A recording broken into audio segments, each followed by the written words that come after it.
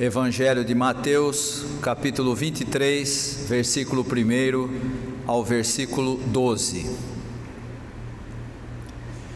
Então Jesus falou à multidão e aos seus discípulos. Ele disse: os mestres da lei e os fariseus têm autoridade para explicar a lei de Moisés.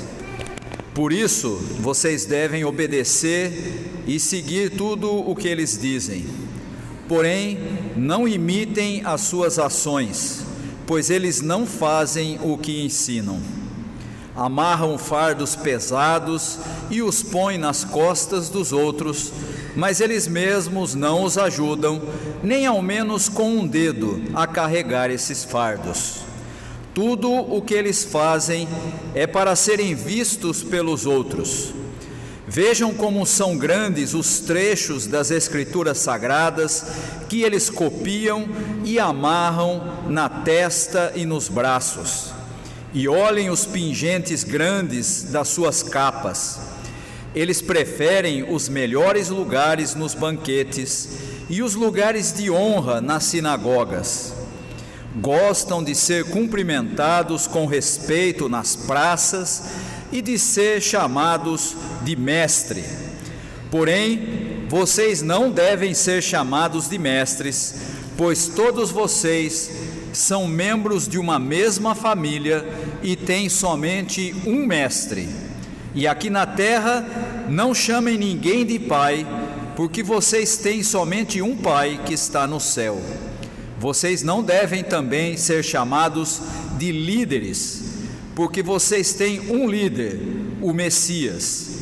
Entre vocês, o mais importante é aquele que serve os outros. Quem se engrandece será humilhado, mas quem se humilha será engrandecido. Quem tem a oportunidade de ler os textos dos evangelhos, já deve ter percebido que há, em várias ocasiões, alguns textos que trazem o confronto de Jesus com os fariseus e com os mestres da lei. Aparecem esses confrontos em vários textos, nos 4 evangelhos, e no texto que nós acabamos de ler, diferente do que apenas um confronto de Jesus com esses líderes religiosos, encontramos Jesus falando sobre eles para a multidão e para os discípulos. É como se Jesus estivesse fazendo um tipo de raio-x dos religiosos da sua época, das pessoas que estavam em posição de liderança na religião judaica.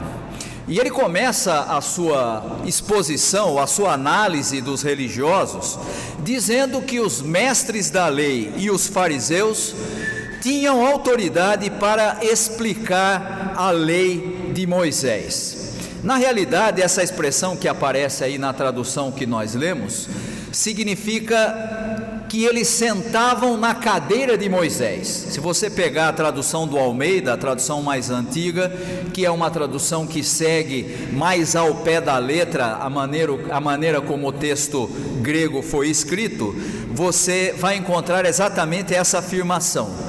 Jesus dizendo que eles se assentaram na cadeira de Moisés. E isso tinha um objetivo simples, tinha uma motivação muito clara, que era dar legitimidade para aquilo que eles falavam a respeito da lei.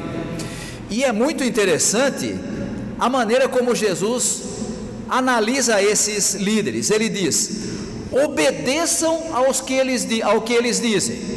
Ou seja, eles fazem uma boa interpretação da lei. Eles não são imbecis, eles não são pessoas iletradas, eles não são pessoas que não conhecem a lei. O que eles dizem, de fato, explica bem aquilo que está na lei. Não são, portanto, maus intérpretes da lei. Mas outra coisa muito diferente era a prática deles. E Jesus faz a seguinte afirmação: eles não fazem o que ensinam. eles não fazem aquilo que ensinam. Isso é o mesmo que dizer que aqueles líderes da religião judaica eram bons de discurso, mas eram maus em obras práticas. E esse é o pior tipo de mestre possível, aquele que ensina no estilo que todos nós conhecemos, a frase famosa: faça o que eu digo, mas não faça o que eu faço. Esse era o tipo de líder religioso da religião judaica a quem Jesus estava fazendo um raio-x. E perceba como há um contraste muito grande com aquilo que nós encontramos na prática do próprio Jesus. E portanto ele não está apenas fazendo uma crítica aos líderes religiosos, ele está deixando claro que a sua maneira de ensinar não era igual a deles. Vou citar apenas um exemplo aqui que todo mundo conhece muito bem. A certa altura, quando Jesus já está quase se preparando para ser entregue, para ser condenado e morto na cruz, ele se reúne com seus discípulos e diz assim: eu vou ensinar vocês como é que vocês devem lidar uns com os outros, como é que vocês devem tratar uns aos outros. E ele começa fazendo isso, lavando os pés dos discípulos. E aí eles vão dizer, quando chega em Pedro, ele vai dizer: mestre, o senhor não pode lavar os meus pés, porque o senhor estaria dando o exemplo de alguém que é servo, e eu não posso ser servo do Senhor. O senhor não pode ser meu servo, porque eu não chego aos pés do Senhor. E Jesus então diz a ele: se eu não posso lavar seus pés, você não pode ter comunhão comigo. E aí Pedro então diz: então não seja só os pés, me dê um banho completo, Jesus não estava apenas ensinando a humildade, a maneira de se relacionar com os outros, ele estava dando o exemplo. E essa é a diferença entre o ensino de Jesus e o ensino dos líderes religiosos da sua época. O contraste é muito grande. Jesus ensinava dando o exemplo, mostrando como é que se faz. Não era assim com os líderes religiosos. Mas ele vai mais longe e diz assim: eles amarram fardos pesados nas costas dos outros. E essa expressão significa que o nível de exigência dos ensinos dos líderes religiosos que Jesus está citando aqui era muito elevado, era difícil de carregar. Só para que os irmãos tenham ideia, o Antigo Testamento, principalmente na lei, traz 613 mandamentos. Alguns são: não faça isso, não faça aquilo. Outros são: faça isso, faça aquilo outro. 613. Na época de Jesus, esses 613 já tinham sido aumentados para mais de 6.000 na interpretação dos rabinos. Você acha que alguém tinha a capacidade de lembrar os mais de 6.000 mandamentos explicados pelos rabinos? Lógico que não. Se eu perguntar aqui para você agora, alguns aqui têm um certo tempo de igreja, não é? Alguns têm 10 anos, 20, tem uns que têm 40, alguns até mais do que isso. Se eu falar para você agora, sentado aí, você tem 40 anos de igreja, fale para mim os 10 mandamentos. Fale para mim os 10 mandamentos. Eu garanto que vai ter gente que vai enroscar no meio. Como é que é mesmo? Qual que é? Eu sei o primeiro: não terás outros deuses diante de mim. Como é que é mesmo o outro? Vai enroscar. 10. Imagine você ter que conhecer mais de 6.000. Absolutamente impossível. E Jesus diz: olha, vocês amarram fardos pesados nas costas dos outros, mas vocês criam essas exigências e não ajudam sequer com um dedo a carregá-las. Veja, de novo você tem uma semelhança com aquela história: faça o que eu digo, não faça o que eu faço, porque eu exijo de você, mas eu não te ajudo. Nem sequer com o dedo, fazem exigências, mas não se envolvem com a sua execução.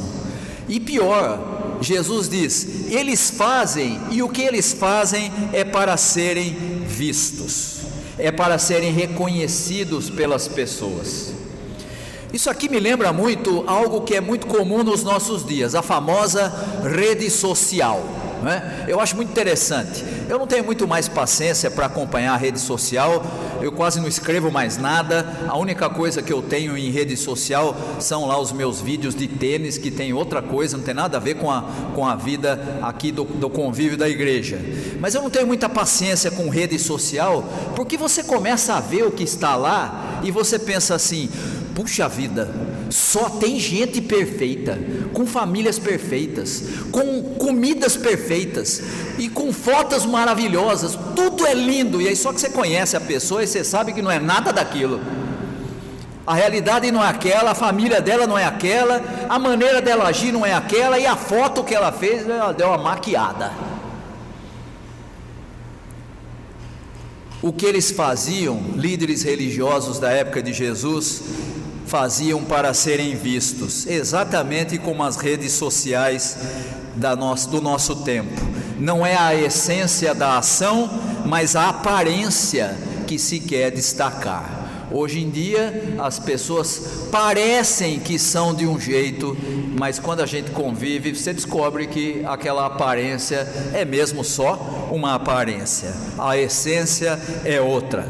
E Jesus faz questão inclusive de citar aqui no texto os chamados filactérios. Filactérios eram pequenas caixinhas de couro que principalmente os fariseus tinham o hábito de pendurar no seu próprio corpo. Essas caixinhas de couro continham principalmente 4 textos bíblicos considerados importantes, entre eles a Shema, que é lá do Deuteronômio capítulo 6, uma parte do capítulo 6 de Deuteronômio, os 10 mandamentos, e eles então usavam esses filactérios para amarrarem na testa e nos braços, como forma de simbolizar que estavam comprometidos com aqueles textos. Era para mostrar a sua fidelidade e seu compromisso. Mas como dizem hoje os jovens nas redes sociais, só que não era isso que eles faziam. Jesus acabou de dizer que eles se mostravam, mas não cumpriam aquilo que ensinavam. Amavam os melhores lugares nos banquetes e os lugares de honra. E aqui nós temos uma coisa muito interessante. Nas sinagogas, quem estava mais próximo de quem estava falando era considerado como mais importante. E esses que eram líderes se viam como merecedores de ocupar esses lugares. Eles tinham a si mesmos em alta conta. Eu diria que os líderes religiosos e os fariseus não tinham nenhum problema de autoestima. Eles achavam que eles eram muito bons. E sabe de uma coisa? Tem muita gente assim hoje em dia. O mundo não seria o mesmo se eu não estivesse aqui. A igreja estava boa, pena que não veio fulano de tal, porque quando ele está é melhor. Pena que se eu não estiver lá, o culto não é lá muito grande coisa, porque a minha presença enriquece o ambiente. Tem muita gente que se acha a última bolacha do pacote. Era assim com os líderes religiosos. Jesus chega a dizer que eles gostavam de ser cumprimentados com respeito e de serem tratados como mestres. E aí você pode pensar assim, mas por que Jesus está fazendo toda essa crítica aos líderes, fazendo essa crítica aos fariseus e dizendo que eles são dessa forma? Ele está querendo dizer que ele é diferente? Sim. Já fizemos a menção aqui do lava-pés. Jesus agia de maneira diferente. Era completamente distinto dessa maneira de agir dos líderes religiosos. E quando eu falo aqui que Jesus dava o exemplo, ele dava o exemplo daquilo que ele estava ensinando. E sabe de uma coisa? Talvez essa seja uma das maiores dificuldades que nós temos nos nossos dias. Hoje, quando você fala a respeito do ensino de Jesus, parece que há um desinteresse muito grande. As igrejas hoje não querem mais ensinar evangelho, as igrejas não querem mais estudar a escritura, dá muito trabalho, as pessoas não gostam de ler. É melhor você arruma uma revistinha que fale de temas amenos, que não pegue muito no pé. Também não pode ser uma revista que trate de aspectos sociais, de desigualdade, de pobreza, essas coisas também não, tá? Porque isso não me agrada, isso me irrita. Eu quero vir para a igreja para me sentir bem. Então, não faça nada disso, não fale nada dessas coisas que exigem, que mostram a realidade, isso me incomoda. E também não fale da escritura, porque a escritura tem uma característica muito interessante. Quando você vai estudar, sobretudo os evangelhos e as cartas do Novo Testamento, você vai descobrir que elas dizem o que as pessoas não querem ouvir, porque ela nos confronta, porque ela mostra como nós estamos distantes do que nós deveríamos ser. E Jesus sempre deu o exemplo daquilo que ele ensinava, e o seu ensino sempre foi, e ele mesmo fala isso em certa ocasião no Evangelho, o seu ensino sempre foi diferente, porque o seu fardo não era pesado, mas era leve, era fácil de entender. Em vez de mais de 6.000 mandamentos, Jesus diz assim: você quer cumprir a lei? Ame a Deus acima de todas as coisas, ame ao seu próximo como a si mesmo. Você cumpriu a lei toda. Bem mais fácil de lembrar de 2 do que de 6.000, né? Pois é, mas ele deu um exemplo. Ele não só disse ame o próximo, ele dá a sua vida pelo próximo, pelo ser humano. E aqui nós temos a grande diferença entre a religiosidade da época de Jesus e o ensino do próprio Jesus. E eu fico imaginando se Jesus tivesse que entrar nas nossas igrejas em 2023, no começo do mês de novembro, e ele tivesse que olhar para as nossas igrejas e fazer das nossas igrejas o mesmo raio-x que ele faz aqui dos líderes religiosos. O que ele ia dizer, hein? Se ele olhasse para a gente, se ele olhasse para a nossa comunidade, o que ele ia dizer? Qual era o veredito de Jesus sobre a maneira como nós lidamos uns com os outros? Qual seria o veredito de Jesus da maneira como nós nos comportamos em relação àquilo que ele ensinou e que é absolutamente claro? Qual seria a avaliação de Jesus sobre a nossa comunidade e mais, sobre a nossa vida pessoal? Há uma expressão do apóstolo Paulo que ele escreve para Timóteo, lá na sua segunda carta, capítulo 4. Eu vou fazer questão de ler porque é algo que hoje em dia está na moda, apesar de a gente não gostar, mas há uma expressão de Paulo que diz assim, capítulo 4, versículo 3 de 2 Timóteo, diz assim: pois vai chegar o tempo em que as pessoas não vão dar atenção ao verdadeiro ensinamento, mas seguirão os seus próprios desejos, e arranjarão para si mesmas uma porção de mestres, que vão dizer a elas o que elas querem ouvir. Sabe o que nós temos hoje? Exatamente essa realidade em muitas comunidades. Não pode falar nada muito exigente, você não pode falar nada muito radical, porque as pessoas não querem ouvir, senão elas vão embora para outra igreja. Pois é, as pessoas não querem mais estudar a escritura, as pessoas não querem mais o ensino de Jesus, elas querem algo que lhes afague o ego. E sabe de uma coisa? Isso faz muito bem para o ego, mas faz muito mal para a vida cristã, porque a vida cristã é corrigida quando nós, e o rumo dela é dado quando nós damos atenção para o ensino de Jesus. Jesus está avaliando os seus companheiros líderes de religião da sua época. Hoje, se ele tivesse que olhar para nós, o seu veredito seria qual? E veja que o texto termina com uma expressão que serve para nós nos nossos dias. Ele diz: vocês não devem imitar esses líderes, vocês devem fazer de outra forma, porque o reino de Deus é diferente da religião dos judeus. O reino de Deus, no reino de Deus, o mais importante de vocês é aquele que serve.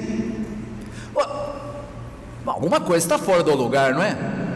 Mas hoje o mais importante quem é? Hoje, nas religiões, é o sujeito que é bem sucedido, é o pastor, o pregador, ou seja lá o bispo, o apóstolo, seja lá o que for, que aparece na capa da revista Forbes. Esse é bem sucedido, esse é valorizado. Pois é, muito interessante, porque parece exatamente o que Jesus está dizendo dos líderes de sua época. Adoram aparecer nas capas das revistas. E para o nosso desgosto hoje, muita gente ligada à vida da igreja está aparecendo no noticiário de uma maneira muito desgostosa. Cantoras que são mortas pelo marido, porque o marido descobriu que a cantora o traía. O outro que afirma absolutamente, de maneira clara, no púlpito da igreja, que olha, Deus não pode exterminar os homoafetivos da terra, porque Ele fez uma promessa no Antigo Testamento, agora é com vocês, dando a entender, vocês é que tem que se livrar deles. O que isso tem a ver com o ensino de Jesus, de amar o próximo e de servir o outro? Pois é, esse é o tipo de mensagem que nós temos hoje, agrada as pessoas, mas está longe do ensino de Jesus, muito longe. E aí nós encontramos a orientação de Jesus: o mais importante entre vocês é aquele que serve. Não é quem sabe mais, como o intérprete da lei, também não é aquele que é detalhista nas exigências da lei, como os fariseus, nem mesmo aquele que parece ser santo, como esses dois grupos criticados nesse texto, mas quem serve as pessoas. Por isso, Jesus conclui: quem se engrandece será humilhado. E sabe de uma coisa? Está cheio de gente achando que é grande. E a expressão de Jesus continua valendo. Quer ser alguém no reino de Deus? Seja aquele que serve. Essa é a nossa função. Foi para isso que nós fomos chamados como comunidade. Se a igreja não serve a sociedade onde ela está inserida, ela não tem razão de existir. Que Deus possa abençoar aos irmãos e às irmãs, e que nós possamos analisar a nossa própria vida como se Jesus estivesse olhando para a nossa comunidade e dizendo: que tipo de seguidor você é? O que é que você faz para seguir o meu exemplo? O que é que você faz para cumprir o ensino que eu te dei? Que Deus possa abençoar aos irmãos e às irmãs. Amém.